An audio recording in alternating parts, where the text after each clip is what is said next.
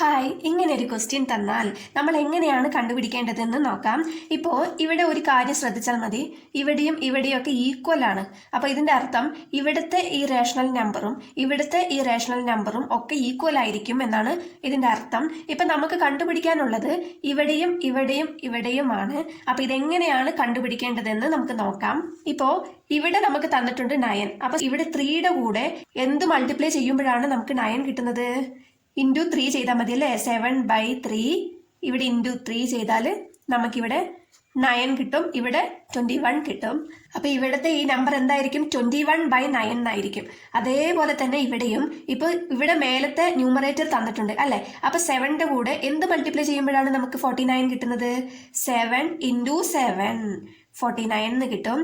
ഇവിടെ 3 ഉണ്ടല്ലോ, അപ്പോൾ ഇൻറ്റു ഇവിടെയും 7 തന്നെ മൾട്ടിപ്ലൈ ചെയ്യണം. അപ്പം നമുക്ക് എന്തായിരിക്കും കിട്ടുക? Divided by 21. 7 × 3 21. അപ്പോൾ 49ഉം 21ഉം നമുക്ക് ക്യാൻസൽ ചെയ്യുമ്പോൾ 7/3 തന്നെ കിട്ടും. അതുപോലെ തന്നെയാണ് ഇവിടെയും 21/9 നമുക്ക് ക്യാൻസൽ ചെയ്യുമ്പോൾ 7/3 തന്നെ കിട്ടും. അപ്പോൾ ഇതെല്ലാം ഈക്വൽ ആണ്. അപ്പോൾ ഇവിടെ എന്തായിരിക്കും അത് നിങ്ങൾ കണ്ടുപിടിച്ച് പറയാമോ? താങ്ക്